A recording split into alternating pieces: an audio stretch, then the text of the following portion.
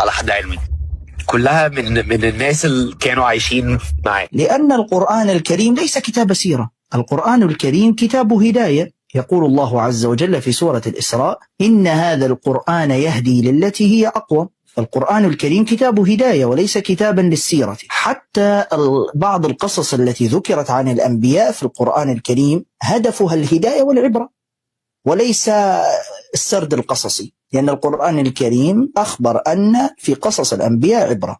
اوكي تمام، بس طيب، بس احنا منين المفروض نبقى عارفين حياة الرسول او نبقى متأكدين من حياة الرسول؟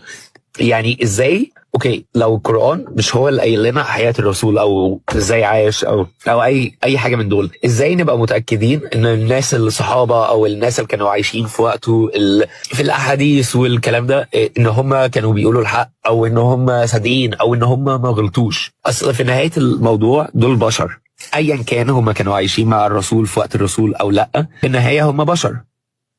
البشر ايا كان هو مين ممكن يغلط، احنا في الاخر بشر، عندنا ذاكره وعندنا اخطاء وكل حاجه.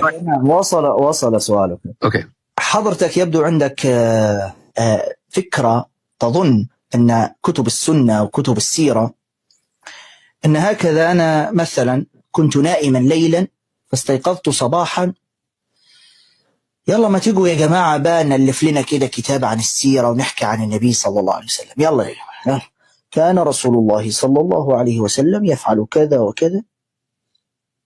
لا يا حبيبي، نحن عندنا شيء في الإسلام اسمه السند.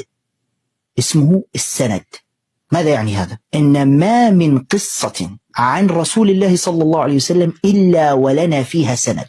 كيف يعني سند؟ لتقريب الفكرة، أنت أندرو ابن من؟ ابن كذا ابن كذا ابن كذا ابن كذا إلى جدك اللي الله أعلم كم. هذه ماذا تسمى؟ تسمى سلسلة النسب أو شجرة العائلة. في الإسلام نحن نسميها السند. السند نسميها إيش؟ السند، اللي هي ينقل هذه القصة ثقة عن ثقة عن ثقة عن ثقة إلى رسول الله صلى الله عليه وسلم عليه أفضل الصلاة والسلام. هذه نقطة. طيب، ما الذي أدرانا أن هؤلاء صادقين أو غير صادقين؟ برافو، سؤال ممتاز، سؤال رائع جدا. بس اعذرني، سبقك على هذا السؤال علماء المسلمين وانتبهوا لهذه النقطة من زمان، من قرون. ولذلك عندنا علم في الإسلام اسمه علم الجرح والتعديل. ما هو علم الجرح والتعديل هذا؟ علم الجرح والتعديل هذا معرفة سيرة كل من روى حديثا أو رواية. اسمه علم الجرح والتعديل.